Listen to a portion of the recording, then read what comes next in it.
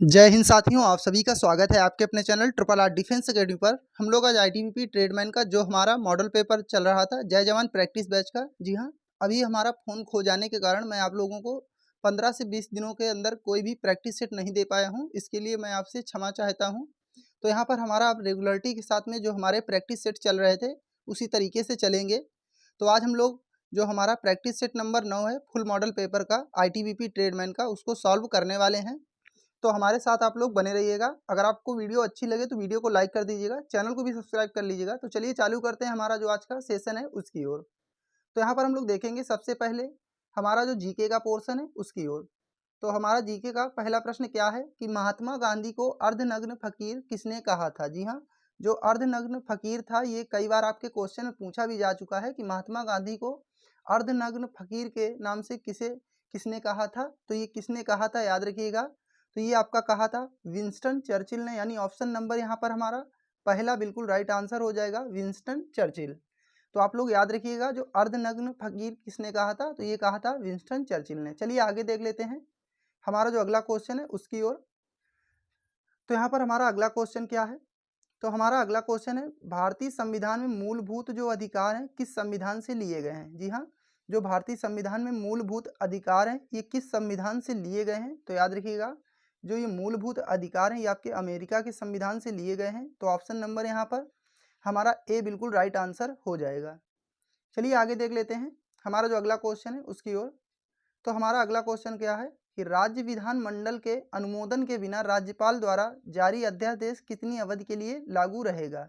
जी हाँ, तो राज्य विधान मंडल के अनुमोदन के बिना जो राज्यपाल द्वारा अध्यादेश जारी किया जाता है तो इसकी अवधि कितनी होती है, याद रखिएगा 6 सप्ताह तक ये लागू रहेगा। तो ऑप्शन नंबर यहाँ पर आपका 2 जो होगा, यानी बी ऑप्शन, यानी 2 आपको टीसीएस के पैटर्न में इस तरीके से ऑप्शन देखने को मिलते हैं 1 2 3 4। जी हाँ, तो इसका जो ऑप्शन है यहाँ पर होगा दूसरा ऑप्शन बिल्कुल राइट आंसर होगा।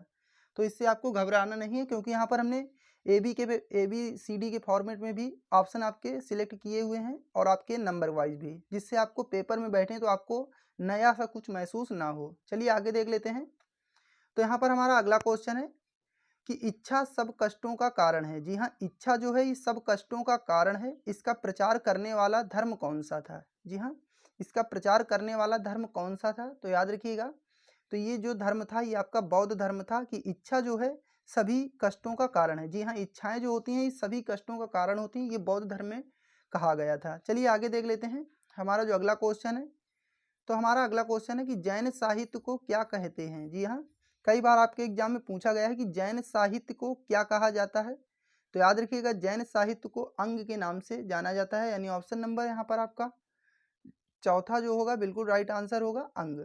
चलिए आगे देख लेते हैं।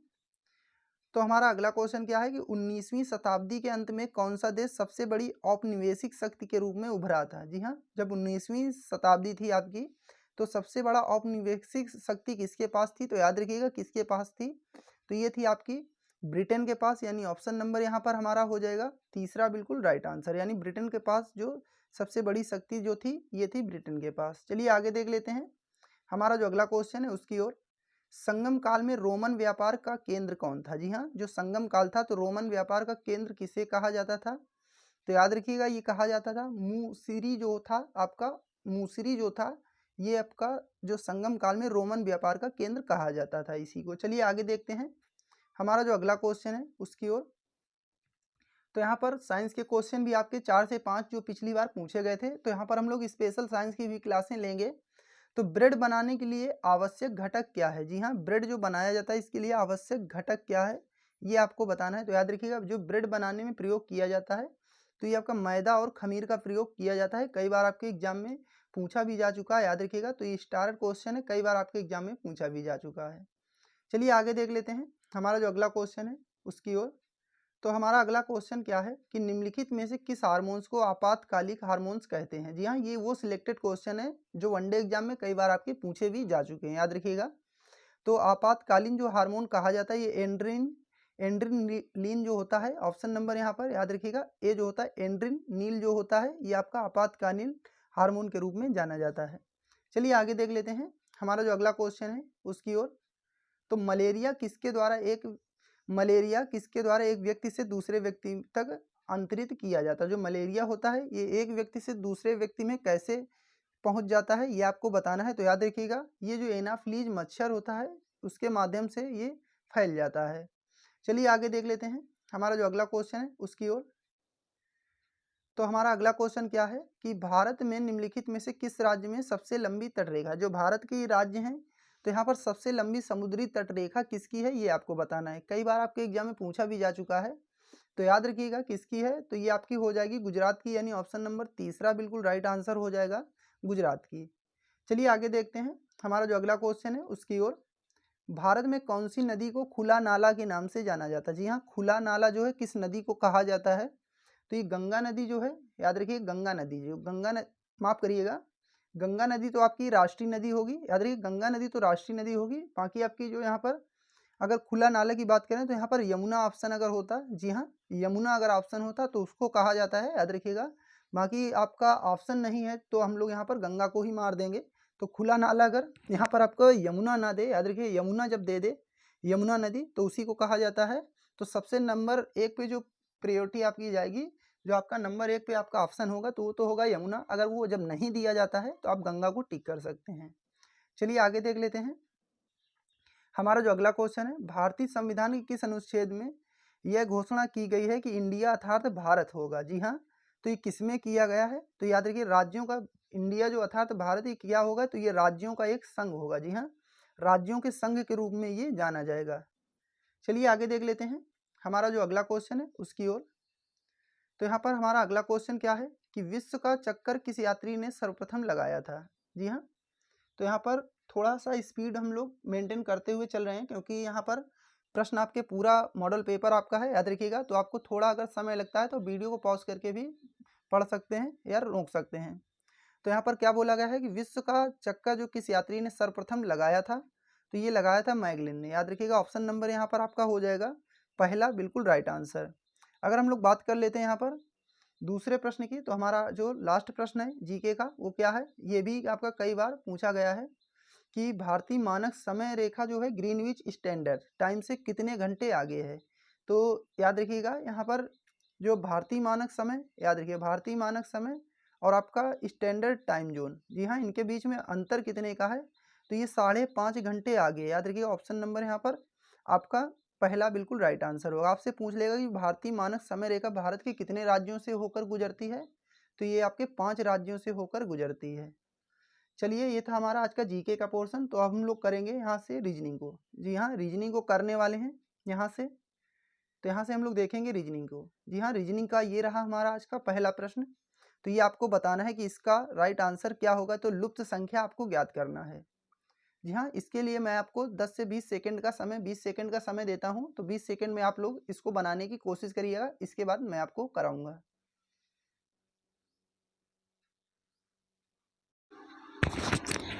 तो यहाँ पर मैं आशा करता हूँ कि आप लोगों ने इस प्रश्न को बना लिया होगा। जी हाँ, तो जो कैंडिडेट यहाँ पर नहीं बना पाए हैं, जी हाँ जो भी बच्चे हमारे दोस्त जो भी नहीं बना पाए हैं, तो यहाँ पर उनको घबराने की बिल्कुल ज़रूरत नहीं है। बस अगर आपने नियम को पकड़ लिया तो आसानी से बना लेंगे। अगर आपने नियम को नहीं फॉलो कर पाए तो इसको आपको समय लग जाएगा। तो इस तरीके से अगर आपको ये सवाल एक बार में समझ में आ रहा है तो बनाइएगा, नहीं तो आप आगे को बढ़ते हुए जाइएगा, लास्ट में इस तरीके के प्रश्नों को बनाइएगा। जी हाँ, पेपर में जब आप अटेम्प्ट करें तो अगर आपको एक नज़र में अगर एक बार में समझ में आ जाए तो उसको तुरंत बना दीजिएगा। अगर नहीं समझ में आता है तो क्या करिएगा, ऐसे प्रश्न को स्किप करते पहले जो प्रश्न आ रहे हैं उनको बनाइएगा। तो यहाँ पर देख लेते हैं हम लोग इस प्रश्न को। देखिए तो इसमें आपका क्या नियम लगाया गया है। तो सबसे पहले इसमें क्या किया, ये जो आपकी संख्याएं दी गई हैं 45, 25, 30 और 35, जी हाँ इन सभी को क्या किया गया है, इनको जोड़ लिया गया। जी हाँ, इनको जोड़ लिया गया। तो इनको हम लोग जब जोड़ेंगे, जी हाँ इन संख्याओं को जब हम लोग जोड़ेंगे तो इनका जो योग आएगा तो ये आ जाएगा आपका 135। याद रखिएगा 135 इनका योग आ जाएगा। बटे में आपको क्या करना है, 5 का इसी में भाग लगा देना। जी हाँ, 5 का इसी में भाग लगा देना है।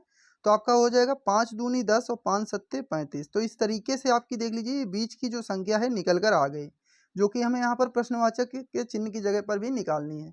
तो यहाँ पर आपको समझ में आ गया होगा कि कौन सा नियम यहाँ पर आपका लगाया गया है। तो यहाँ पर देख लीजिए इसमें भी, तो ये आपका जो 40 है, 35 है, 65 है और 25, तो इनको आपको क्या करना है, जोड़ देना है।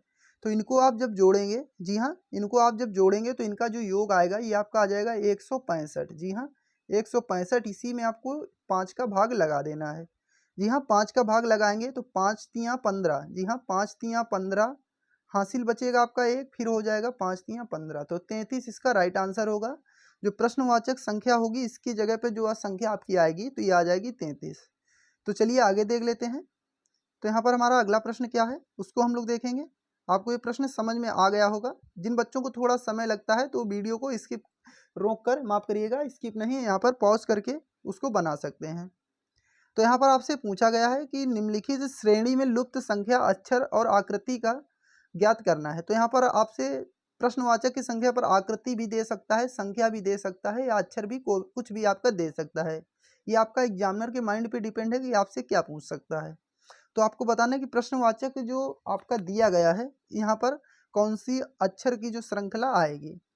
तो यहाँ पर क्या दिया गया, देखो यन जो होता है, यन की प्लेस वैल्यू याद रखिए। सबसे पहले तो आपको प्लेस वैल्यू और इनके अपोजिट तो याद होने ही चाहिए। जी हाँ, इससे आपको बहुत ही आसानी होने वाली, क्योंकि इस तरीके के प्रश्न जो है आपकी पिछली परीक्षा में 4 से 5 पूछे गए थे। तो इसकी जो यन की प्लेस वैल्यू होती है 14, और 14 में इन्होंने क्या किया है, 2 जोड़ दिया है तो हो गया 16। 16 होती है पी की, पी में 2 इन्होंने जोड़ दिया तो 18। 18 होती है किसकी, तो 18 आपकी हो जाएगी आर की।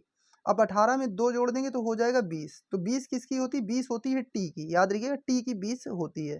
तो यहाँ पर देख लीजिए, इसमें भी आपका पहले यहाँ पर टी होना चाहिए था, तो नहीं, यहाँ पर पी है, ये भी गलत हो गया। यहाँ पर अगर हम लोग बात करते हैं यहाँ पर टी होना चाहिए तो ये भी गलत हो गया। और यहाँ पर देख लीजिए, इसमें भी आपका टी होना चाहिए तो यहाँ पर ये भी गलत हो गया। तो सीधे सीधे यहाँ पर आपका आंसर देख लीजिए, टी यहाँ पर पहले से ही दिया गया है, एक ही ऑप्शन में दिया गया, तो इसका राइट आंसर आपका ये हो जाएगा। यानी पहला ऑप्शन यहाँ पर जो ए है इनका बिल्कुल सही हो जाएगा। तो यहाँ पर आपको आगे करने की ज़रूरत ही नहीं है। बाकी आप करना चाहें तो कर सकते हैं। जैसे देख लीजिए, इसकी 15 होती, इसमें इन्होंने 2 जोड़ दिया, 17 हो गया। 17 में 2 जोड़ देंगे 19, 19 में 2 जोड़ेंगे तो 2 अगर जोड़ेंगे तो 19 में 2 जोड़ेंगे 21। तो याद रखिए 21 जो किसकी होती है, तो 21 देख लीजिए यू की होती है, यू यहाँ पर होता है। तो इसी तरीके से आपको करना है। चलिए आगे देख लेते हैं हमारा जो अगला प्रश्न है उसकी ओर। तो यहाँ पर पिछली परीक्षा जो आपकी हुई थी आपने देखा होगा, हमने कराए भी हैं। तो यहाँ पर देख लीजिए क्या बोला गया है कि प्रश्नवाचक संख्या की जगह पे कौन सी आपका संख्या आएगी। जी हाँ, कौन सी संख्या आएगी ये आपको बताना है। तो यहाँ पर सबसे पहले इसमें आपको क्या करना है कि अंतर निकालना है। जी हाँ, अंतर, जब ये संख्याएं दे दी जाए तो इनका अंतर, तो इस पहले सबसे कितने का अंतर है, +7 किया गया है। फिर देख लीजिए क्या किया गया है, +10। जी हाँ, इन दोनों के बीच में 10 और 20 के बीच में 10 का अंतर, तो +10 किया गया है। फिर देख लीजिए 13। जी हाँ, तो यहाँ पर देख लीजिए 33 से 20 घटाएंगे तो कितना आ जाएगा, 13। तो यहाँ पर आपको एक श्रृंखला टाइप की बनती हुई देखिए, 7 3 10 3 13, फिर 3 16। जी देख लीजिए यहाँ पर 16 का अंतर होगा।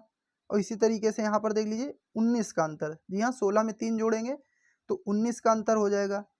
और फिर 19 में 3 जोड़ देंगे तो आपका 22 का अंतर हो जाएगा। देख लीजिए 22 का। तो लास्ट में आपको क्या है, यहाँ पर 22 ऐड कर देना है। तो 68 में 22 को ऐड कर देना है। तो 68 ये हो गया, और ये आपका हो गया यहाँ पर 22। जी हाँ, 22। तो 8 2 10, 6 2 8 और 1 9, तो 90 इसका राइट आंसर होगा। यहाँ पर अंतर आपको सबसे पहले ऐसे प्रश्नों में क्या करना है, अंतर निकालना है। जी हाँ, चलिए आगे देख लेते हैं। तो यहाँ पर हम लोग देख लेंगे क्वेश्चन नंबर 4 को। क्या बोला गया है कि दी गई अक्षर श्रृंखला के खाली स्थानों पर क्रम से रखने पर निम्नलिखित में से कौन सा अक्षर समूह उसे जो है पूरा करेगा। तो इस तरीके के जब प्रश्न पूछ लिए जाएं तो आपको क्या करना है, इनको सभी को गिन लेना है। यानी खाली स्थान और जो भी आपके अक्षर दिए गए इनको सबको गिन लेना है। तो यहाँ पर 1 2 3 4 5 6 7 8 9 10 11 और 12। जी हाँ, 12। तो यहाँ पर या तो इनको 3 3 में तोड़ सकते हैं, या 4 4 में, या फिर 6 6 में। जी हाँ, इनको इस तरीके से आपको तोड़ना है कि जो बराबर बराबर पार्टों में बट जाएं। तो यहाँ पर हम लोग इसको क्या करेंगे, जो इस प्रश्न में इन्होंने तोड़ा है तो किस तरीके से तोड़ा है देख लीजिए।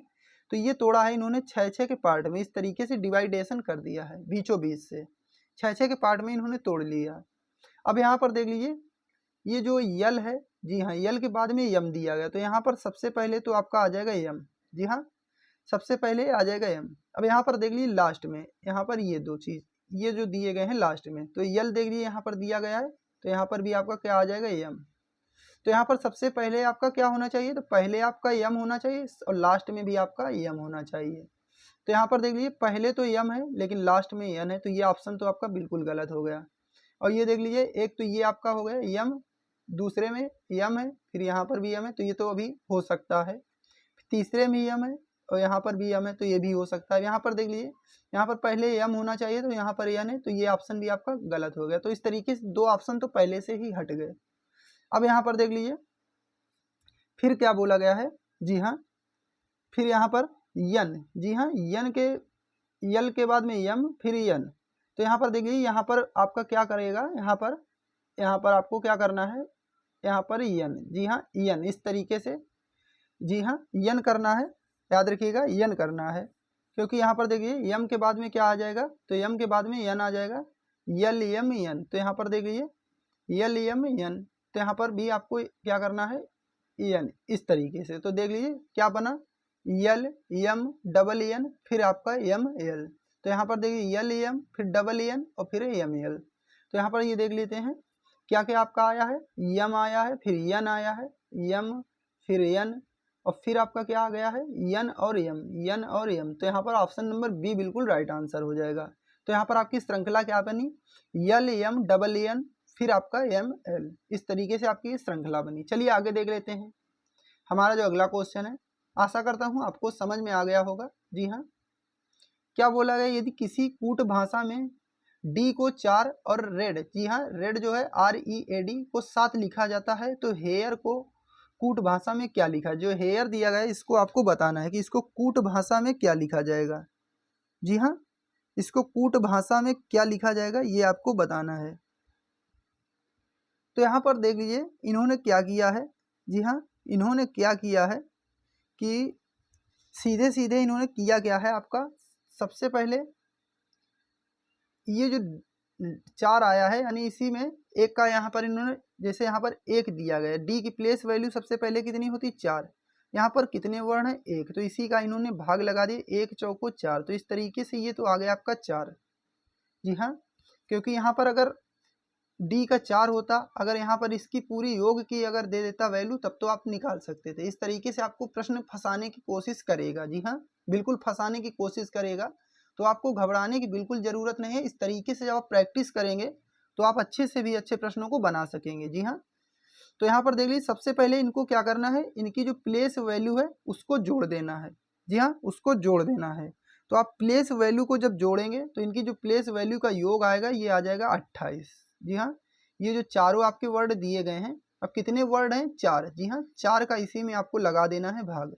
तो ये कितना हो जाएगा, 4 सत्ते 28। तो ये देख लीजिए ये जो 7 दिया गया इस तरीके से निकाला गया है। तो आपको अब देख लीजिए हेयर जो दिया गया है इसको देख लीजिए किस तरीके से। तो सबसे पहले इनका आपको योग कर देना है, जो ये आपके वर्ड दिए गए हैं।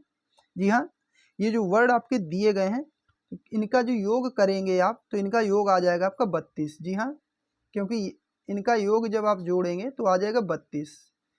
तो हेयर जब इनका योग करेंगे हेयर का, तो ये तो योग अगर पूछ देता सीधे सीधे तो आप निकाल देते। कभी कभी आपका योग भी पूछ देता है, कभी कभी थोड़ा सा अगर उसको कठिन प्रश्न पत्र करना हो तो इस तरीके से वो दिमाग लगा देता। अब यहाँ पर वर्ड कितने हैं आपके, 4 वर्ड कितने हैं, 4। तो 4 का इसी में लगा देंगे भाग, 4 अट्ठे 32, तो 8 देख लीजिए आपका यहाँ पर राइट आंसर आ जाएगा। चलिए आगे देख लेते हैं हमारा जो अगला क्वेश्चन है उसकी ओर। तो यहाँ पर आपको समझ में आया होगा, जी हाँ समझ में आपको आ गया होगा आशा करता हूँ। क्योंकि यहाँ पर अब देख लीजिए क्या बोला गया है आपको, यहाँ पर अब जो ये प्रश्न ये आपके सैम्बल दिए गए हैं इनको अदल बदल देना है। क्योंकि यहाँ पर क्या बोला गया, प्लस का अर्थ जो है भाग है। देखिए प्लस दिया गया इसका अर्थ क्या है, भाग है। तो यहाँ पर जैसे ये प्लस दिया गया है तो इसका अर्थ आपको भाग रखना होगा। तो यहाँ पर देख लीजिए 20, फिर प्लस की जगह पर प्लस ना रख के क्या रखेंगे, भाग रखेंगे। अब फिर क्या बोला गया है कि गुणा का अर्थ क्या है, गुणा का अर्थ है माइनस। जी हाँ, गुणा का अर्थ है माइनस। तो 4 माइनस 6, गुणा का अर्थ क्या हो जाएगा, माइनस। फिर क्या बोला गया है कि माइनस का अर्थ क्या है, प्लस। ये देख लीजिए माइनस का अर्थ क्या है, प्लस। तो यहाँ पर हम लोग रखेंगे प्लस को। फिर क्या बोला गया कि भाग का अर्थ क्या है, गुणा। तो यहाँ पर हो जाएगा गुणा, ये आपका आ जाएगा 7। जी हाँ, अब इसको आपको क्या करना है, सॉल्व कर लेना है। तो 4 का भाग लगाएंगे 20 में तो आ जाएगा 5। जी हाँ, माइनस ये आपका 6 प्लस 5 सत्ते 35। जी हाँ 35। अब 35 और 5 ये आपका जुड़ जाएगा तो 40 हो जाएगा, और 40 में से आपको 6 घटा देना है, 34 आंसर इसका आ जाएगा। चलिए आगे देख लेते हैं हमारा जो अगला क्वेश्चन है उसकी ओर। तो इस तरीके से आपको इन प्रश्नों को बनाना है। जी हाँ, आपको घबराने की बिल्कुल ज़रूरत नहीं है, क्योंकि इतने भी कठिन प्रश्न नहीं हैं कि आप बना ना सकें। वहाँ पर भी आपसे 4 से 5 प्रश्न ऐसे दे देगा कि आप घबरा जाएंगे कि बहुत ही कठिन है, बहुत ही कठिन। बाकी आपका कठिन कुछ नहीं, बस प्रैक्टिस पर का खेल है। जी हाँ, प्रैक्टिस आप जितनी ज़्यादा करेंगे उतने ज़्यादा से ज़्यादा प्रश्न आप बना पाएंगे। तो यहाँ पर अब क्या बोला गया है क्वेश्चन नंबर 7 में कि राणा जो है 10 किलोमीटर उत्तर की ओर जाता है। जी हाँ, राणा जो है, राणा नाम का व्यक्ति है, मान लेते ये पॉइंट है, और पॉइंट ऊपर यानी उत्तर जो हमारा तो ऊपर की साइड होता है। यहाँ पर क्या बोला कि 10 किलोमीटर की दूरी तय करता है। फिर क्या है कि बाएं घूमता है और 4 किलोमीटर जाता है। ये देख लीजिए, बाएं घूमा तो बाएं हमारा इस तरीके से हो जाएगा, और फिर ये 4 किलोमीटर की दूरी तय करेगा। फिर क्या बोला गया है, फिर दाएं घूमता है 5 किलोमीटर, तो दाएं घूमेगा इस साइड, यानी इस साइड इस तरीके से घूमेगा, ये 5 किलोमीटर। फिर क्या बोलता है, फिर दाईं ओर घूमता है 4 किलोमीटर, तो यहाँ पर इस पॉइंट पे यानी ये दूरी और ये दूरी आपकी बराबर है, यानी 4 किलोमीटर ये, तो 4 किलोमीटर ये भी हो जाएगा। अब यहाँ पर क्या बोला गया है, प्रश्न क्या पूछा गया है कि अपनी यात्रा शुरू करने के स्थान से, जी हाँ, कहाँ से, यहाँ से शुरू की थी और वह कितनी दूर है, यानी अपनी यात्रा शुरू की थी और अब जो है उसकी कितनी दूरी है, यानी अब जो इस पॉइंट तक उसकी टोटल दूरी पूछ दी है। ये अपनी यात्रा शुरू करने से लेके जो अब किस पॉइंट पर है, तो पूरी टोटल दूरी आपको बताना है। तो 10 तो आपकी ये थी, और 5 देख लीजिए ये वाली 5 ये हो गई 15 किलोमीटर। तो याद रखिए 15 किलोमीटर दूरी तय है। यहाँ पर आपसे दिशा भी पूछ लेगा कि अब वो किस दिशा में, यानी अपनी प्रारंभिक दिशा से जिस स्थान से चला था उस स्थान से अब किस दिशा में। तो याद रखिए उत्तर की ओर है 15 किलोमीटर, उत्तर की ओर है 15 किलोमीटर। तो चलिए आगे देख लेते हैं हम लोग हमारा जो अगला क्वेश्चन है उसकी ओर। तो यहाँ पर हमारा अगला क्वेश्चन क्या है, जी हाँ, तो यहाँ पर ये प्रश्न बहुत ही सावधानी से आपको बनाने होते हैं, क्योंकि 1 नंबर ये आपको बिल्कुल आपको मुफ्त का देते हैं, और अगर आपने थोड़ा सा दिमाग ना लगाया तो ये आपके नंबर कट जाते हैं। तो यहाँ पर इनको शब्दकोश के क्रम में लिखना है, जिस तरीके से इंग्लिश में लिखिए। तो यहाँ पर देख लीजिए, तो टी ओ तो सब में आपका दिया गया है। तो सबसे पहले टी ओ, जी हाँ, शब्दकोश में अगर बात करें टी ओ तो सब में है। फिर देख लीजिए जी, जी हाँ, जी आता है सबसे पहले, क्योंकि यम एल पी और एम एल पी से पहले आपका जी आ जाएगा। तो यहाँ पर 4 नंबर की स्पेलिंग तो सबसे पहले आएगी। तो यहाँ पर अभी तक तो सभी ऑप्शन में आपका 4 नंबर दिया गया है। अब इसके बाद वाली मीनिंग देखेंगे। जी हाँ, 4 नंबर तो आपको ढील देना है। 4 नंबर का काम खत्म हो गया, तो इसको आपको ढील देना है। तो 4 तो आपकी सबसे पहले आ जाएगी। अब यहाँ पर देख लेते हैं टी ओ के बाद में आपका क्या आ जाएगा, याद रखिएगा, फिर आपका आ जाएगा यल। जी हाँ, यल आता है, यल के बाद में आपका यम आ जाएगा। तो यल के बाद में यम, फिर उसके बाद में आपका आता है ओ पी, ये जो भी आते हैं अक्षर उसके बाद में आते हैं। तो टी के बाद में क्या आ जाएगा, टी के बाद में आपका यहाँ पर टी ओ यल, तो यहाँ पर जी था, उसके बाद में क्या आ जाएगा यल। तो अगर क्रम से हम लोग देखेंगे तो यल आ जाएगा। तो 4 के बाद में क्या हो जाएगा 3, यल के बाद में देख लेते हैं यम आ जाएगा। तो यहाँ पर तीसरे नंबर पर देख लीजिए यम हो जाएगा। तो ये आपका हो जाएगा 4 3 5। फिर आपका यहाँ पर कौन सी आ जाएगी, तो यहाँ पर अभी तक हम लोग देख लेते हैं 4 3 5 अगर किसी ऑप्शन में दिया गया है तो उसको हम लोग तो देख लीजिए 4 3 5 जो है केवल एक ही ऑप्शन में दिया गया है, बाकी किसी में आपका नहीं दिया गया है 4 3 5। तो ये ही हमारा बिल्कुल राइट आंसर हो जाएगा 8 का बी। जी हाँ, 8 का बी हमारा बिल्कुल, क्योंकि अब इनको देखने की आपको आगे ज़रूरत नहीं है। अगर ये 4 3 5 किसी और ऑप्शन में दिया गया होता तो हम लोग चेक करते, नहीं बाकी तो आपका चेक करने की कोई ज़रूरत नहीं। चलिए आगे देखते हैं। तो यहाँ पर ये देख लीजिए, दर्पण प्रतिबिंब आपको बताना है कि कौन सा सही दर्पण प्रतिबिंब होगा। जी हाँ, कौन सा सही दर्पण प्रतिबिंब जो होगा इस तरीके से आपका दे देगा, तो पूछ लेगा कि कौन सा सही यहाँ पर। तो यहाँ पर ये देख लीजिए ए ऑप्शन जब देखेंगे आप, ये जो इनको पलट देंगे, सीधे सीधे इनको क्या करना है पलट देना इस तरीके से। जो ये है ये वाला E V I T I N G, तो इनको पलट देना है, बस सीधे सीधे आपको कुछ नहीं करना है, पलट देना है। तो दर्पण में आपको क्या करना है पलट देना है, यानी दाएं से बाएं और बाएं से दाएं। अगर इस तरीके से इधर दर्पण लगाए तो इस तरीके से, और अगर इस तरीके से जब आपका लगा दे ये जो है, तो ये आपका जल प्रतिबिंब होता, तो इसका सीधे ऊपर का नीचे और नीचे का ऊपर पलटा जाता है। चलिए आगे देखते हैं।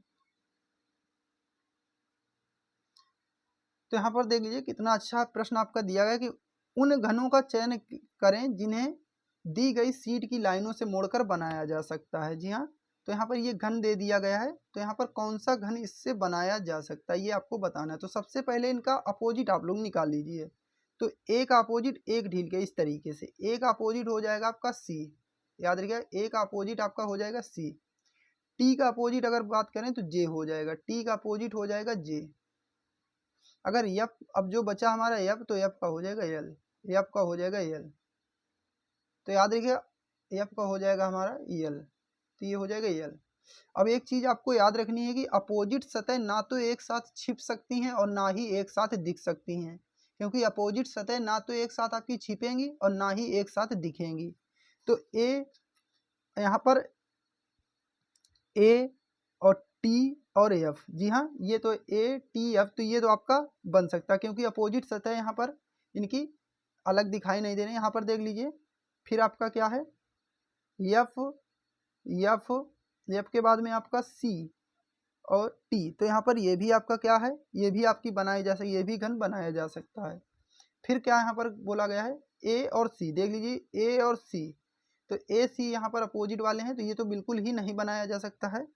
यहाँ पर हम लोग देखेंगे यहाँ पर क्या कोई ऐसा है जो हमसे छूट रहा है, तो फिर हम लोग इसको भी देख लेते हैं। क्या दिया गया है कि टी एफ और एल, देख लीजिए एफ और एल इसमें भी दिया गया एफ और एल, तो यहाँ पर ये भी नहीं बनाया जा सकता, ये भी, क्योंकि अपोजिट वाले एक साथ ना तो दिखने चाहिए और ना ही एक साथ छिपने चाहिए।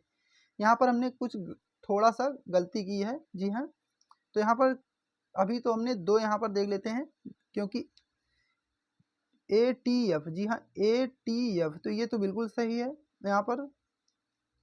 तो यहाँ पर ये देख लीजिए आपका सी, फिर आपका एफ, तो यहाँ पर दो अभी आपके घन बनाए जा रहे हैं। जी हाँ, दो घन यहाँ पर आपके बनाए जा रहे हैं।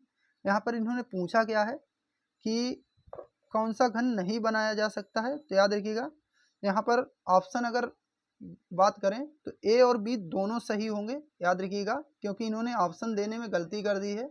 तो यहाँ पर जो ये दो दिए गए हैं ये दोनों बनाए जाएंगे ए और बी, याद रखिएगा ए और बी जो हैं ये दोनों आपके घन बनाए जा सकते हैं। तो यहाँ पर इसका जो राइट आंसर अगर हम लोग बात करें तो इनमें दिया ही नहीं गया है, क्योंकि ए और बी दोनों बनाए जाएंगे। तो इस तरीके के जब प्रश्न पूछ लिए जाते हैं तो आपको घबराने की बिल्कुल ज़रूरत नहीं है, इसका नंबर जो है सभी को दिया जाता है। जी हाँ, जो ए और जैसे मान लेते किसी कैंडिडेट ने ए भर दिया और किसी कैंडिडेट ने बी ऑप्शन क्लिक कर दिया है, तो उनको दोनों को नंबर इसके दिए जाते हैं, याद रखिएगा दोनों को इसके नंबर दिए जाते हैं।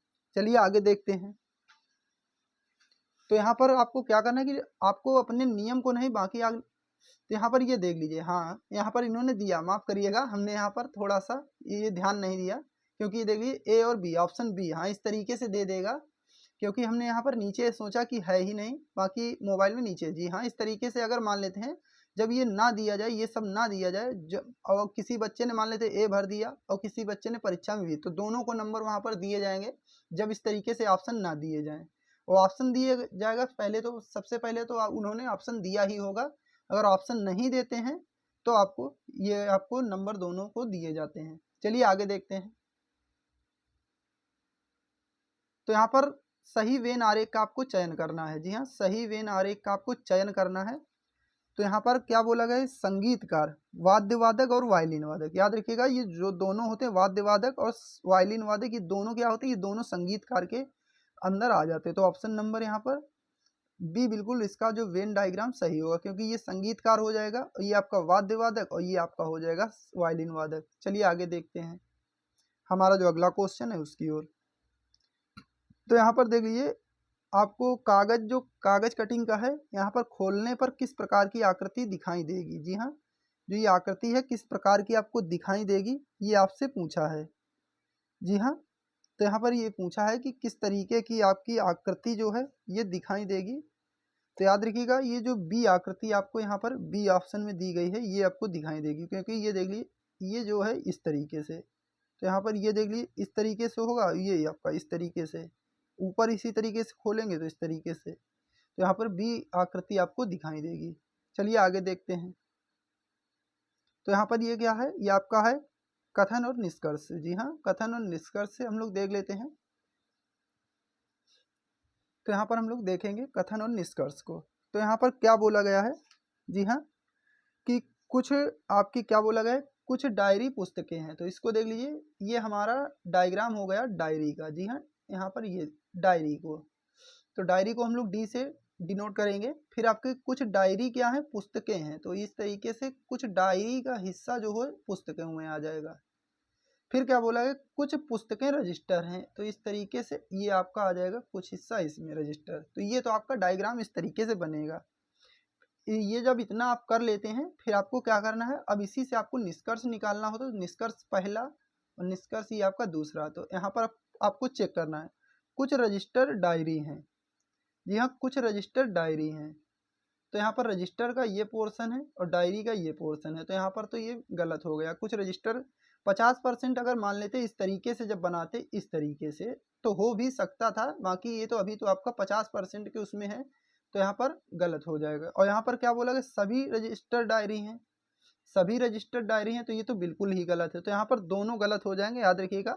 जब 50% दूसरा दे देता कि कुछ रजिस्टर्ड डायरी हैं और यहाँ पर कुछ डायरी रजिस्टर है, तो इसका हो भी सकता था। बाकी यहाँ पर दोनों ही गलत हैं, याद रखिएगा। दोनों ही निष्कर्ष गलत हो जाएंगे। तो यहाँ पर किस में दिया गया, ना तो फर्स्ट और ना ही दूसरा अनुसरण करता है, यानी दोनों इसके गलत हो जाएंगे। चलिए आगे देखते हैं। तो यहाँ पर हम लोग देखेंगे इस प्रश्न को। जी हाँ, तो यहाँ पर आप लोग इस प्रश्न को बनाने की कोशिश करिए। क्या बोला गया, इस एक निश्चित कूट भाषा में यदि फोर्स को 6 4 1 8 3 2 और मिस्ट को 1 3 3 1 9 2 लिखा जाता है, तो उसी कूट भाषा में URANUS यानी यूरेनस को क्या लिखा जाएगा। जी हाँ, क्या लिखा जाएगा ये आपको बताना है। तो यहाँ पर आपको बताना है। जी हाँ, तो ये आप लोगों को मैं यहाँ पर 20 सेकंड का समय देता हूँ। आप लोग बनाने की कोशिश करिएगा। जी हाँ, बनाने की आप लोग कोशिश करिएगा।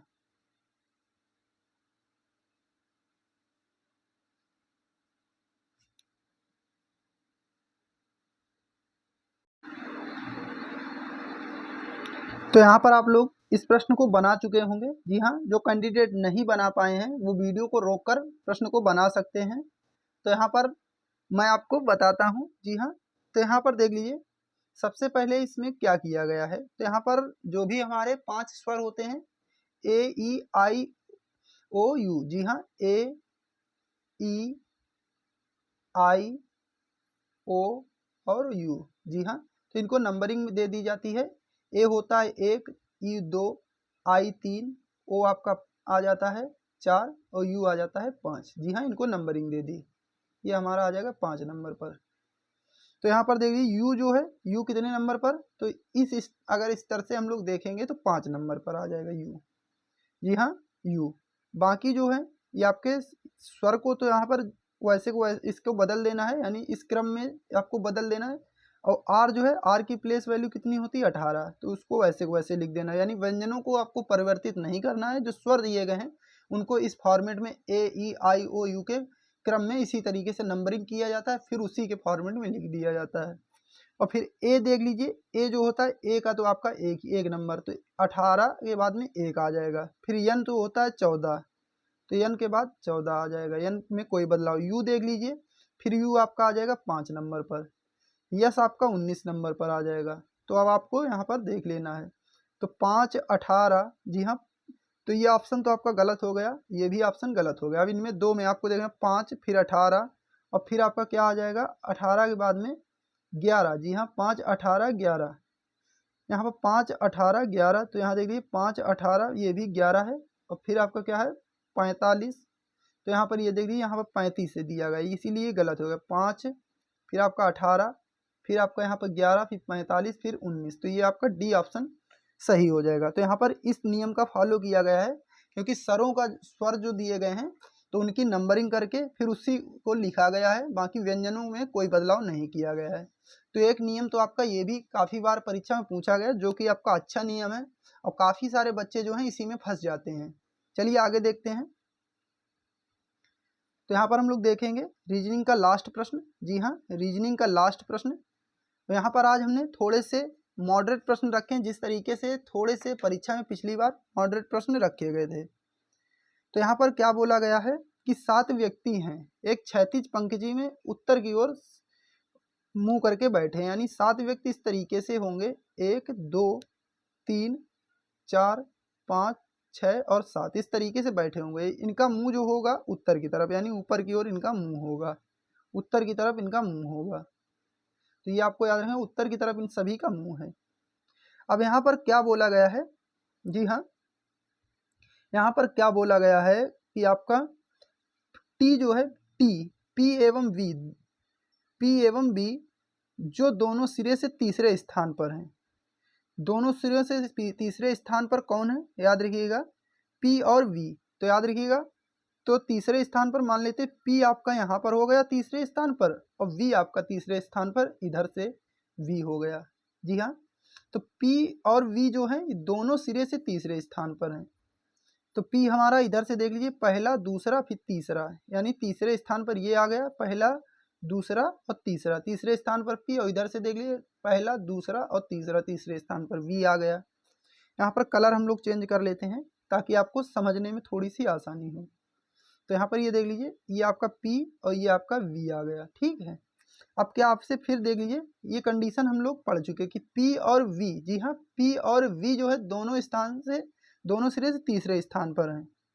फिर आपसे क्या बोला गया है कि दोनों सिरों पर बैठने वाला व्यक्ति ना तो R है और ना ही Q है, क्योंकि यहाँ पर R और Q, तो यहाँ पर याद रखिएगा R को हम लोग कट कर देंगे, यहाँ पर नहीं बैठ सकता है, और Q, R और Q यहाँ पर नहीं बैठ सकते हैं, इनको दोनों को यहाँ पर नहीं बैठना, R और Q जो है यहाँ पर नहीं बैठेंगे, याद रखिएगा R और Q यहाँ पर नहीं, और R और Q आपके यहाँ पर भी नहीं, Q और R आपके यहाँ पर भी नहीं बैठेंगे, तो ये दोनों यहाँ पर तो बैठ ही नहीं सकते हैं।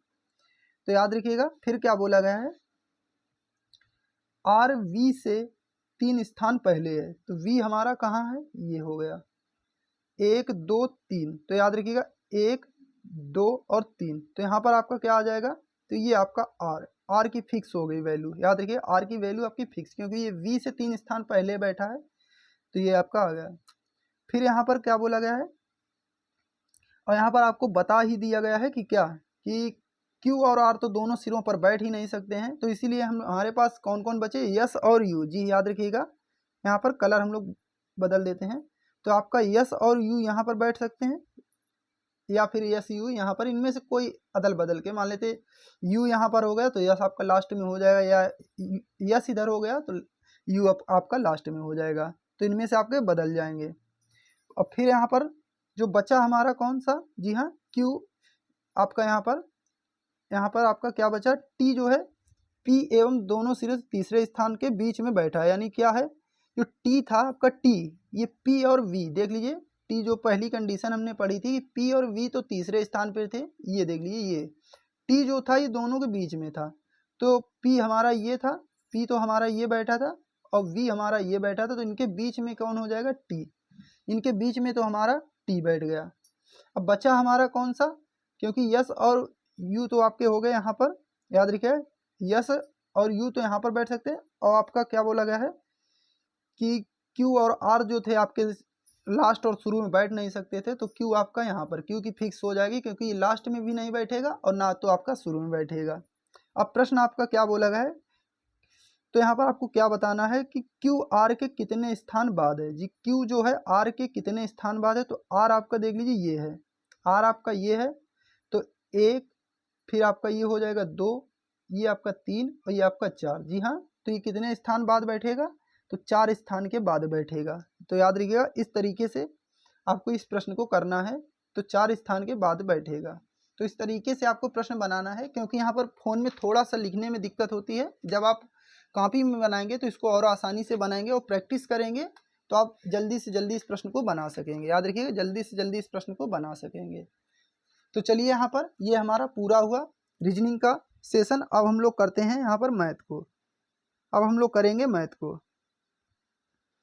तो यहाँ पर क्या बोला गया है कि 12% चक्रवृद्धि ब्याज की दर से 5,000 रुपये के साधारण ब्याज तथा चक्रवृद्धि ब्याज के अंतर का बताना है। तो सबसे पहले हम लोग अगर बात करते हैं, यहाँ पर परसेंटेज से मान लेते हैं 2 जीरो हमारे कट गए। इस तरीके से अगर आप लोग ना करना चाहें साधारण ब्याज निकालने के लिए, तो जो 2 जीरो तो हमारे 12 दूनी 24, जी हाँ, 24 पंचे 120, जी हाँ 24 पंचे 120, तो यहाँ पर आपका 1200 रुपये तो आपका ब्याज आ जाएगा, साधारण ब्याज याद रखिएगा। ये आपका हो जाएगा एसआई, यानी एसआई हो जाएगा सिंपल इंटरेस्ट। तो ये तो हो गया आपका सिंपल इंटरेस्ट, जी हाँ 24 पंचे 120, तो ये आपका 1200 तो हो जाएगा आपका साधारण ब्याज। अब हम लोग निकाल लेते हैं चक्रवृद्धि ब्याज। तो यहाँ पर ये देख लीजिए 5000 इस तरीके से। अब यहाँ पर 12% है, यानी 112 इंटू 112, और बटे में आपको 100 कर देना है, बटे में आपको 100 कर देना है इस तरीके से।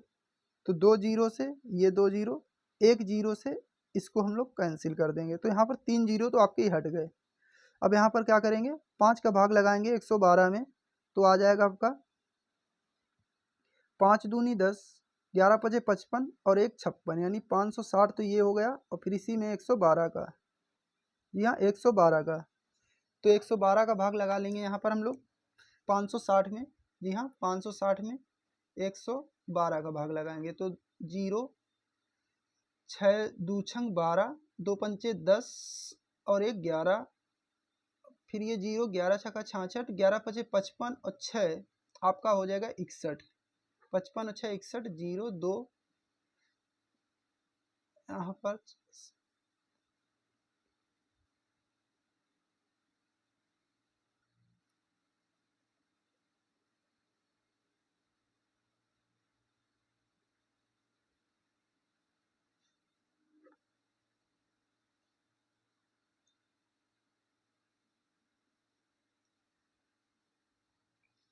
तो यहाँ पर हमने क्या किया है, इसका गुणा कर दिया, जी हाँ जब हमने 560 का 112 में, जी हाँ मैं कॉपी पे करने लगा था इसीलिए, क्योंकि यहाँ पर लिखने में थोड़ा सा हमें दिक्कत होती है। तो हमने जब गुणा किया इसका, जी हाँ तो गुणा हमारा कितना आ गया था, तो 62,720, जी हाँ तो यहाँ पर हमारा 62,720 आया था। फिर तो हमारा यहाँ पर जीरो से हमने जीरो काट दिया था, तो हमारा बचा था कितना 6272, उससे हमने जब घटाया 5000, तो हमारा जो चक्रवृद्धि ब्याज निकल कर आया कितना आया था 1272, याद रखिएगा। तो चक्रवृद्धि ब्याज हमारा कितना निकल कर आया 1272, ये हमारा चक्रवृद्धि ब्याज है, और ये हमारा साधारण ब्याज है। इनका अंतर आपको कितने को देखने हुए 72 का, याद रखिए 72 का यहाँ पर अंतर है, तो ऑप्शन नंबर डी बिल्कुल राइट आंसर हो जाएगा। चलिए आगे देख लेते हैं। तो यहाँ पर हम लोग देखेंगे इस प्रश्न को क्या बोला गया कि रमेश एक वस्तु को 12 रुपये में खरीद कर 14 रुपये में बेच देता है, तो उस वस्तु पर लाभ का परसेंट कितना होगा। जी हाँ लाभ का परसेंट कितना होगा ये आपको बताना है। तो यहाँ पर देख लीजिए 12 और 14, तो यहाँ पर 12 में कोई चीज़ खरीदी गई और 14 में बेची गई, तो डायरेक्टली 2 रुपये का फायदा हुआ। और 2 रुपये का फायदा कहाँ से हुआ, तो 12 रुपये से, याद रखिए फायदा कहाँ से हुआ 12 रुपये से। परसेंटेज निकालने के लिए हम लोग 100 का गुणा कर देंगे, 2 से काटेंगे इसको 6 बार चला जाएगा, तो यहाँ पर 100 में 6 का भाग लगा देंगे, 6 एकम 6 बचा आपका 4, तो इधर हो जाएगा 40, 6 छरंग 36, जी हाँ 6 छरंग 36, और बचा कितना आपका 4, और नीचे कितना बचा आपका 6, जी हाँ नीचे आपका 6 था, 2 से काट देंगे इसको, 2 दूनी 4 और 2 तियाँ 6, तो 16 से ही 2/3% का इसको लाभ होगा। चलिए आगे देख लेते हैं हमारा जो अगला क्वेश्चन है, जी हाँ इसको हम लोग देखेंगे। तो इसको हम लोग देखेंगे, काफ़ी बढ़िया प्रश्न है, और यहाँ पर काफ़ी सारे बच्चे कहते थे कि थोड़ा सा सरल आपका मॉडल पेपर रहता, तो इसीलिए हमने थोड़ा सा मॉडरेट यहाँ पर प्रश्नों को करने की कोशिश की है, क्योंकि काफ़ी सारे बच्चों को कमेंट आए कि प्रश्न काफ़ी ज़्यादा सरल हैं, काफ़ी ज़्यादा सरल हैं, तो हमने यहाँ पर थोड़ा सा मॉडरेट करने की कोशिश की है। बाकी आपके प्रश्न आपको घबराने की कोई ज़रूरत नहीं, क्योंकि आपका इजी टू मॉडरेट, जी हाँ इजी टू मॉडरेट ही आपका बनाया जाता है, प्रश्न पत्र जो बनाया जाता है आपका इजी टू मॉडरेट के लेवल से बनाया जाता है। और ये आपका डिपेंड करता है, किसी शिफ्ट का आपका इजी टू मॉडरेट और किसी का जो होता है मॉडरेट टू हार्ड भी बनाया जाता है। तो यहाँ पर क्या बोला गया, एक लड़के से किसी धनराशि का 3/8 ज्ञात करने को कहा गया, जी हाँ 3/8 ज्ञात करने को कहा गया। उसने गलती से क्या किया कि 3/8 से गुणा कर दिया, भाग करने की जगह पर उसने क्या किया 3/8 से गुणा कर, तो उसे 3/8 से भाग कर दिया, गुणा करने के स्थान पर क्या कर दिया कि 3/8 से उसने भाग कर दिया, यानी गुणा करना था उसने भाग कर दिया 3/8 का। और सही उत्तर जो है 55 रुपये अधिक था, यानी सही उत्तर जो था कितना अधिक था, तो 55 रुपये अधिक था। तो मान लेते हैं कोई संख्या होगी आपकी 24 मान लेते हैं यहाँ पर, क्योंकि 8 और 3 का अगर हम लोग एलसीएम लेंगे तो कितना हो जाएगा, तो ये आपका 24 हो जाएगा। तो 24 हमने यहाँ पर कोई संख्या ले लेते हैं, तो इसका हम लोग सबसे पहले 3/8 अगर मान लेते हैं, निकालते हैं कितना हो जाएगा। तो 8 तिरिक 24, 3 तिरका 9। तो सबसे पहले तो 3 तिरका 9 इसका निकल कर आ गया। और 24 में अगर हम लोग बात करते हैं, 3/8 से अगर हम लोग भाग लगा दें, जी हाँ, तो भाग लगाने में क्या किया जाता है, तो इसको पलट दिया जाता है। 3/8 है तो इसको 8/3 कर दिया जाएगा। तो 8/3 कर दिया जाएगा, याद रखिएगा 8/3, माफ करिएगा 5 लिख गया, 3 गए। तो 63, 24, 8 64, जी हाँ 64। 64 में से यहाँ पर आप लोग 9 को घटाएंगे, जी हाँ 64 में से 9 को घटाएंगे तो 55। तो यहाँ पर 55 तो आपका आ गया, जी हाँ 55 तो आपका यहाँ पर निकल कर आ गया। यहाँ पर 55 तो आपका निकल कर आ गया, याद रखिएगा 55 तो आपने यहाँ पर निकाल लिया। अब उसने क्या कहा है कि आपको, कोई कोई बच्चे क्या कहेंगे, 24 को ही सही मार देंगे, जी हाँ 24 को ही सही मार देंगे और वहाँ से निकल आएंगे और सोचेंगे बिल्कुल प्रश्न सही हो गया। तो यहाँ पर अंतर तो 55 निकल कर आ गया, याद रखिएगा। अब यहाँ पर आपको करना क्या था कि 3/8 था, जी हाँ 3/8 का मान ज्ञात करना था, वो भी क्या करना था, गुणा करना था, याद रखिए गुणा करना था। तो 3/8 का गुणा करना था, उसने गलती से क्या कर दिया था, भाग। तो सीधे सीधे अब हम लोग जो हमारा ये 3/8 हम लोग सीधे सीधे गुणा कर देंगे तो हमारा सही आंसर निकल कर आ जाएगा। तो हमारा संख्या कितनी आपको पता चलेगी कि 24 हमारी तो संख्या है। तो इसी में आपको क्या करना था, गुणा करना था। तो गुणा ही आपको कर देना है 3/8 का। तो 8 तिरिक 24 और 3 त्रिका 9, याद रखिएगा 9। तो इसका राइट आंसर, अगर हम लोग सही आंसर की बात करें तो ये आपका कितना हो जाएगा, 9 इसका सही आंसर आपका हो जाएगा। जो इस प्रश्न का सही आंसर होगा ये आपका कितना हो जाएगा, 9 होगा। चलिए आगे देख लेते हैं। तो यहाँ पर हम लोग देखेंगे क्वेश्चन नंबर 4 को, जी हाँ क्वेश्चन नंबर 4 को हम लोग देखेंगे। तो यहाँ पर देख लीजिए क्या बोला गया है, एक दुकानदार किसी वस्तु के क्रय मूल्य में 39% की बढ़ोतरी करके उस पर अंकित मूल्य करने के पश्चात, जी हाँ अंकित मूल्य करने के पश्चात उसकी बिक्री पर 39% की छूट रखता है, तो उसे होने वाले कुल प्रतिशत लाभ अथवा हानि को ज्ञात करें। तो इसमें आपको सीधे सीधे क्या करना है, जी हाँ सीधे सीधे आपको क्या करना है, 39% की बढ़ोतरी हुई तो सीधे सीधे 100 में हम लोग बढ़ोतरी कर देंगे 39 की, 139। और यहाँ पर 39% का छूट देंगे तो कितना हो जाएगा, तो 100 में से 39 को घटाएंगे तो ये आपका आ जाएगा 61, जी हाँ 61 आ जाएगा, बटे में 100, बटे में 100, याद रखिएगा। इतना करने के बाद में जो भी आपका निकल कर आएगा, याद रखिएगा इससे जो भी निकल कर आ जाएगा, इससे जो भी आपका निकले उसको 100 से घटा देंगे, याद रखिए 100 से घटा देंगे, 100 से घटा देंगे। अगर प्लस का मान लेते हैं, प्लस का निकल कर आ गया तो आपका हो जाएगा फ़ायदा। मान लेते हैं 115 निकल कर आ गया, 120 निकल के आ गया तो आपका फ़ायदा हो जाएगा। यानी जैसे 115 मान लीजिए, इसका मान 115 या 120 मान लेते निकल के आ जाता है, तो आपको उस अगर जितना भी ऊपर निकल जाएगा 100 के तो वो तो हो जाएगा फ़ायदा। अगर 100 के नीचे रहता है तो वो हमारा हो जाएगा घाटा, याद रखिएगा। तो यहाँ पर आपको क्या करना है, इतना जब आप कर लेंगे जो भी मान निकल कर आ जाएगा उसको 100 से आप लोग अंतर कर लेंगे। अंतर अगर 100 से ज़्यादा जाता है तो फ़ायदा होगा, 100 से कम आएगा तो आपका घाटा हो जाएगा। तो याद रखिएगा। तो यहाँ पर इस कंडीशन में जो आपका निकल कर आएगा ये आपका 15.21% की हानि होगी, याद रखिएगा। जब आप लोग यहाँ पर इसका मान निकाल लेंगे, क्योंकि यहाँ पर वीडियो थोड़ा काफ़ी लंबा हो जाएगा इसीलिए हम यहाँ पर नहीं करेंगे इसका गुणा भाग। तो आप लोग गुणा भाग कर लीजिएगा और उसको घटा देंगे 100 से, तो आपका निकल कर कितना आ जाएगा, 15.21% की हानि होगी। चलिए आगे देख लेते हैं। तो यहाँ पर इस प्रश्न को करेंगे हम लोग, इस प्रश्न को करेंगे कि सरल करना है। इस प्रश्न को आपको क्या करना है कि सरल कीजिए, जो ये आपका दिया गया है। तो इसको देख लेते हैं किस तरीके से करना है। तो सबसे पहले इस ये जो आपका पोर्शन दिया गया है इसको करेंगे। तो 3/4 और फिर आपका इसको जब ये छोटा कोष्टक को हटा देंगे तो इस तरीके से गुणा, यहाँ पर ये आपका हो जाएगा 16/15। तो इतने को हम लोग सॉल्व करेंगे, 4 चौको 16 और 3/15। तो यहाँ से कितना निकल कर आ गया, 4/5। इसी को घटा देंगे 2/3, 2/3। तो इसको घटाएंगे तो यहाँ पर कितना निकल कर आ जाएगा, तो इनका एलसीएम ले लेंगे तो आ जाएगा, एलसीएम लेंगे 15। तो 5 3 15, 3 चौको 12, जी हाँ 12। और फिर माइनस का यहाँ पर निशान है तो माइनस लिख लेंगे, 3/15 5 दूनी 10। तो यहाँ पर कितना निकल कर आ गया, 2/15, 2/15। जी हाँ। तो ये आपका भाग का निशान दिया गया है, याद रखिएगा भाग का 684 है, 684। तो यहाँ पर गुणा कर देंगे, भाग की जगह पर गुणा कर देंगे, और ये जो 2/15 है तो इसको लिख देंगे 15/2, यानी भाग की जगह पर जब हमने गुणा किया तो क्या किया है, जो इसको ये जो आपका निकल कर आया था 2/15, तो इसको आपको पलट देना है, 15/2 कर देना है, बस इतना ही करना था। अब यहाँ पर देख लीजिए 2 तियाँ 6, 2 चौको 8 और 2 दूनी 4, इसको हमने काट दिया इससे, ये तो हमारा कट गया। अब देख लीजिए 15 दूनी 30, 15 दूनी 30 हासिल लगा हमारा 3, और 15 चौको 60 और 3 63 हो जाएगा, और फिर आपका बचा हासिल 6, तो 15 थे 45, 6 51, तो 5130 इसका राइट आंसर हो जाएगा। ऑप्शन नंबर डी बिल्कुल इसका राइट आंसर होगा। चलिए आगे देखते हैं।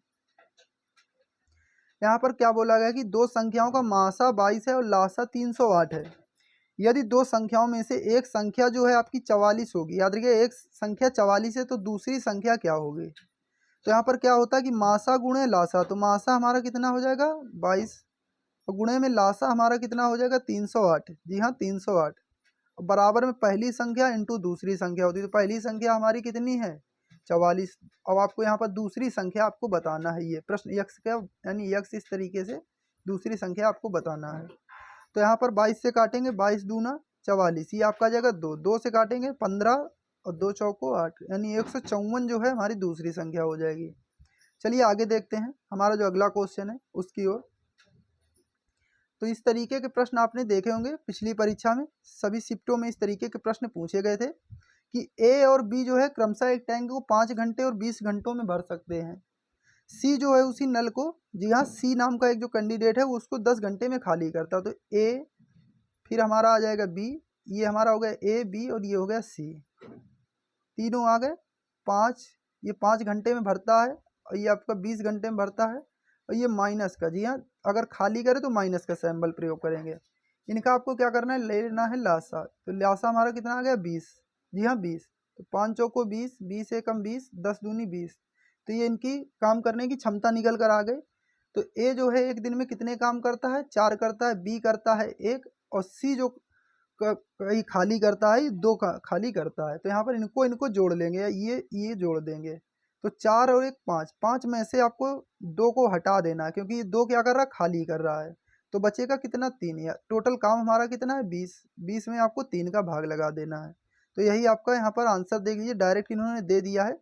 बाकी अगर ये ना देता तो 6 18, जी हाँ 2/3, 6 सही 2/3 भी इसका आंसर आपसे पूछ सकता है, क्योंकि आपने उसको तोड़ के अगर पूछे तो आपको इस तरीके से कर देना, तो इसका डी ऑप्शन बिल्कुल राइट आंसर होगा। चलिए आगे देखते हैं। तो यहाँ पर हम लोग देख लेते हैं इस प्रश्न को क्या बोला, कितनी धनराशि पर 5% साधारण वार्षिक ब्याज की दर से 3 वर्ष 6 महीने का साधारण ब्याज आपका 18,480 रुपये दिया गया है। तो आपको यहाँ पर कितनी धनराशि, यानी आपको धनराशि बताना है, मूलधन आपको बताना है, याद रखिएगा। तो मूलधन बराबर क्या होता है, तो मूलधन बराबर आपका होता है, जो मूलधन बराबर अगर हम लोग बात कर लेते हैं, इसका फार्मूला होता है साधारण ब्याज, जी हाँ साधारण ब्याज, साधारण ब्याज इंटू 100, जी हाँ इंटू 100, और बटे में आपका आ जाएगा दर इंटू समय, जी हाँ दर इंटू समय, दर इंटू समय। ये आपका साधारण अगर मूलधन निकालना है, याद रखिएगा मूलधन जब आपसे यहाँ पर ये याद रखना कि मूलधन, जी हाँ मूलधन आपको क्या होता है कि प्रश्न जब आपका घुमा देता है थोड़ा सा, क्योंकि कभी ज़्यादातर तो आपका साधारण ब्याज ही पूछता है, कभी कभी क्या करता है कि मूलधन पूछ लेता है, कितना मूलधन आपका होगा। तो मूलधन निकालने के लिए आपको ये फार्मूला का इस्तेमाल करना है। तो यहाँ पर हम लोग इस फार्मूले का इस्तेमाल देख लीजिए किस तरीके से करेंगे। तो साधारण ब्याज हमारा कितना दिया गया है, तो साधारण ब्याज हमारा दिया गया है 18,480, ये हमारा साधारण ब्याज हो गया।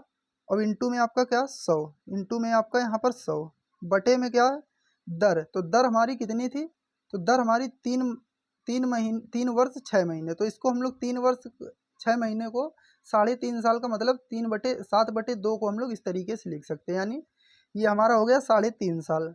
तो यहाँ पर दर हमारी कितनी थी 7/2, जी हाँ 7/2, तो ये 2 हमारा ऊपर चला जाएगा, इस तरीके से 2 हमारा ऊपर चला जाएगा, याद रखिएगा। तो यहाँ पर 7 नीचे हमारा रह जाएगा, 2 हमारा ऊपर चला जाएगा। और फिर यहाँ पर आपका क्या था, समय कितना था, तो समय आपका था कितना 5 वर्ष, याद रखिएगा समय आपका कितना था 5 वर्ष। बस आपको क्या करना है, इसी को सॉल्व कर लेना है, जी हाँ इसी को सॉल्व कर लेना है। तो यहाँ पर एक बार मैं आपको फिर से देख लीजिए साफ करके बता देता हूँ क्या करना है। तो आपका फार्मूला जो था क्या, साधारण ब्याज, अगर आपको मूलधन निकालना था तो साधारण ब्याज, जी हाँ, साधारण ब्याज 18,480, जी हाँ 18,480 इंटू में आपका कितना था 100, बटे में आपका दर, इंटू में आपका समय। तो बटे में दर कितनी थी, तो दर आपकी तो 3.5 वर्ष को हम लोग इस तरीके से अगर लिखेंगे तो 7/2 लिख सकते हैं। तो 2 आपका ये ऊपर चला जाएगा इस तरीके से, याद रखिएगा। और समय कितना था 5 वर्ष। अब इसी को आपको क्या करना है, सॉल्व कर लेना है। जी हाँ, इसी को आपको सॉल्व कर लेना है, इसी को आपको क्या करना है, सॉल्व कर लेना है। जब इसको आप सॉल्व करेंगे तो आपका निकल कर आ जाएगा ऑप्शन नंबर जो पहला आपका दिया गया है, तो 1,56,100 आपका इसका आंसर निकल कर आ जाएगा, 1,56,100। जी हाँ, 1,05,600 जो है इसका राइट आंसर निकल कर आ जाएगा। तो इस तरीके से जब मूलधन आपका पूछा जाए तो इस तरीके से आपको निकालना है। बाकी साधारण ब्याज तो आपको सभी बच्चे निकाल लेते हैं, जब मूलधन निकालने को कह देता है तो थोड़ा सा फंस जाते हैं। चलिए आगे देखते हैं। तो यहाँ पर हम लोग देखेंगे इस प्रश्न को, क्योंकि इस तरीके से छोटे छोटे प्रश्न आपके जो आपकी पहली परीक्षा हुई थी पिछली बार उसमें पूछे गए थे। ए किसी काम को क्या करता है 4 दिनों में, तो ए जो है 4 दिनों में, और बी इसी काम को 6 दिनों में, बी उसी काम को 6 दिनों में। तो बताना है कि दोनों मिलकर कितने दिनों में करेंगे। तो इनका एलसीएम आपको ले लेना है, तो इनका एलसीएम आ जाएगा आपका 24। 4 और 6 का एलसीएम, माफ करिएगा, यहाँ पर एलसीएम लेंगे तो एलसीएम इनका आ जाएगा, ये आपका यहाँ पर सबसे पहले क्या है कि ए कितने दिनों में, तो ए करता है आपका 4 दिनों में और बी करता है 6 दिनों में। तो एलसीएम वो है छोटी से छोटी संख्या आपको लेना जो दोनों से कटती हो।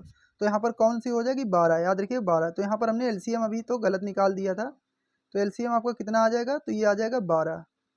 तो 4 तियाँ 12 और 6 दूनी 12, तो इनकी जो दोनों काम कितना करेंगे, तो ए जो है एक दिन में 3 काम करता है, बी करता है 2, तो दोनों कितना करते हैं, दोनों मिलकर करते हैं 5 काम। बस इस यही आपका आंसर हो जाएगा, 12/5 यहाँ पर डायरेक्टली दे दिया है। चलिए आगे देखते हैं हमारा जो अगला क्वेश्चन है उसकी ओर। तो यहाँ पर क्या बोला गया है कि एक आदमी अपने पैसों का 0.25 हिस्से खर्च करता है, यानी पैसे का जो है 0.25% जो है इसका हिस्से खर्च कर डालता है, बाकी बचाता है। यदि कुल राशि 16,000 थी तो उसने कितना बचाया होगा। तो यहाँ पर मैं आपको इसके लिए 20 सेकंड का समय देता हूँ, आप लोग बनाने की कोशिश करिएगा, उसके बाद मैं आपको समझाता हूँ।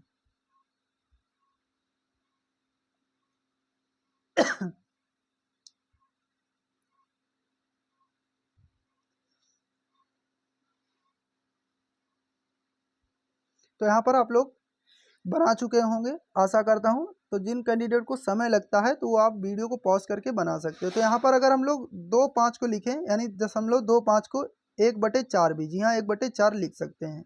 तो 1/4 हिस्सा अगर खर्च करता है तो बचाता कितना होगा, तो याद रखिएगा 3/4। जी हाँ, शेष कितना बचाता होगा 3/4। तो बस इसी में आपको क्या कर देना है 12, ये जो आपका 16,000 दिया गया है 16,000, इस 16,000 में 3/4 का गुणा कर देना है, 3/4 का गुणा कर देना है। 4 से काटेंगे आपका, 4 चौको 16 और 4 तियाँ 12, तो इसका राइट आंसर निकल कर आ जाएगा 12,000। तो ये था हमारा मैथ का पोर्शन। अभी तक आपने कितने प्रश्न सही किए काउंट करते रहिएगा, क्योंकि आज का थोड़ा सा प्रश्न पत्र आपका इजी टू मॉडरेट लेवल का था, याद रखिएगा। चलिए अब आगे देख लेते हैं हम लोग। तो यहाँ पर हिंदी को हम लोग देखेंगे, जी हाँ हिंदी को हम लोग देखने वाले हैं। तो हिंदी का हमारा पहला प्रश्न क्या है कि वृक्ष पर पक्षी बैठे हैं, इस वाक्य में पर कौन सा कारक है। जी हाँ, यहाँ पर में और पर, जी हाँ में और पर जो होते हैं ये क्या होते हैं, अधिकरण कारक के उदाहरण हैं। ऑप्शन नंबर डी बिल्कुल राइट आंसर हो जाएगा। चलिए आगे देखते हैं हमारा दूसरा क्वेश्चन क्या है। हिंदी भाषा वे ध्वनियाँ हैं कौन सी जो दूसरी ध्वनियों की सहायता से बोली जाती हैं या लिखी जाती हैं। तो कौन सी, तो याद रखिए व्यंजन जो है, व्यंजन जो है आपका ये दूसरी ध्वनियों की सहायता से बोली या लिखी जाती है। ऑप्शन नंबर यहाँ पर बी बिल्कुल राइट आंसर हो जाएगा। चलिए आगे देखते हैं वर्ण किसे कहते हैं। जी हाँ, वर्ण किसे कहते हैं आपको ये बताना है। तो अखंडित ध्वनि जो होती है उसी को वर्ण कहा जाता है। याद रखिए अखंडित ध्वनि को क्या कहा जाता है, वर्ण कहा जाता है। तो यहाँ पर देख लेते हैं हमारा अगला प्रश्न क्या है कि शुद्ध वर्तनी वाले शब्द का चयन करना है। जी हाँ, शुद्ध वर्तनी वाले शब्द का चयन करना है। तो शुद्ध वर्तनी में जो कौशल्या लिखा हुआ है ऑप्शन नंबर ए में, याद रखिए ऑप्शन नंबर ए में इस तरीके से ये बिल्कुल सही लिखा हुआ है। चलिए आगे देखते हैं। हमारा जो अगला क्वेश्चन है, सही विलोम शब्द का चयन कीजिए। जी हाँ, उत्कर्ष का क्या होगा? उत्कर्ष का विलोम शब्द क्या होगा? तो उत्कर्ष का आपका विलोम शब्द जो हो जाएगा ये हो जाएगा अपकर्ष। याद रखिए अपकर्ष जो हो जाएगा इसका राइट आंसर हो जाएगा। चलिए आगे देख लेते हैं। सही विलोम शब्द, जी हाँ, तो क्रस का विलोम शब्द आपको बताना है कि क्रस का विलोम शब्द क्या होगा। यहाँ पर हमने थोड़े नए टाइप के प्रश्न लिए हुए हैं क्योंकि इनके विलोम जो है ज़्यादातर बच्चों को नहीं पता होते हैं। याद रखिएगा, तो क्रस का विलोम शब्द अगर हम लोग बात करते हैं ये होगा स्थूल। याद रखिए क्रस का जो विलोम शब्द हो जाएगा ये हो जाएगा आपका स्थूल। चलिए आगे देख लेते हैं। तो यहाँ पर वाक्यांश के लिए एक शब्द का प्रयोग करना है आपको, जिसकी पत्नी मर गई हो। जी हाँ, जिस व्यक्ति की पत्नी मर गई हो तो उसे क्या कहा जाएगा? तो उसको कहा जाता है विधुर। याद रखिएगा, जिस प्राणी की पत्नी मर जाती है उसे क्या कहा जाता है? तो उसे कहा जाता है विधुर। चलिए आगे देख लेते हैं। व्याकरण का विद्वान, जी हाँ, व्याकरण का विद्वान को क्या कहा जाता है? वाक्यांश के लिए अगर एक शब्द की हम लोग बात करें, क्योंकि पिछली बार आपके 1 से 2 प्रश्न आपके वाक्यांश के लिए और 1 से 2 प्रश्न विलोम और 1 से 2 प्रश्न संधि के आपको देखने को मिले थे। तो इसी तरीके से यहाँ पर भी प्रश्न हमने रखे हुए हैं। तो व्याकरण का विद्वान को क्या कहा जाता है? तो ये कहा जाता है आपका व्याकरण, यानी ऑप्शन नंबर डी बिल्कुल राइट आंसर होगा कि व्याकरण का जो विद्वान होता है उसे क्या कहा जाता है? तो उसे कहा जाता है व्याकरण। चलिए आगे देखते हैं। सही संधि विच्छेद विकल्प का चयन करना है। संतोष का आपको बताना है कि सही संधि विच्छेद क्या होगा। तो संतोष का अगर हम लोग करेंगे सम प्लस तोष, जी हाँ, सम प्लस तोष इसका सही संधि विच्छेद होगा। यहाँ पर हम लोग देखेंगे आज का लास्ट क्वेश्चन, जो कि इस सेट का लास्ट क्वेश्चन होगा। तो संधि विच्छेद आपको बताना है कि मृत्यु प्लस उपरांत। जी हाँ, मृत्यु प्लस उपरांत का सही संधि विच्छेद क्या होगा? तो होगा मृत्यु प्रांत। याद रखिए मृत्यु प्रांत होगा इसका right answer. Option number A बिल्कुल राइट आंसर होगा, क्योंकि संधि में दोनों तरीके से तोड़ के भी पूछ सकता है और संधि इस तरीके से ये दे देगा और ये आपसे ये पूछ लेगा, ये वाला पूछ लेगा कि इसका संधि विच्छेद क्या होगा, और इस तरीके से तोड़ के दे देगा, फिर आपसे पूछ लेगा कि ये कौन सा शब्द बनेगा। तो आज का सेशन आपको कैसा लगा? अगर अच्छा लगा हो तो वीडियो को लाइक कर दीजिएगा और चैनल को भी सब्सक्राइब कर लीजिएगा। तो इसी के साथ में जय हिंद, जय भारत।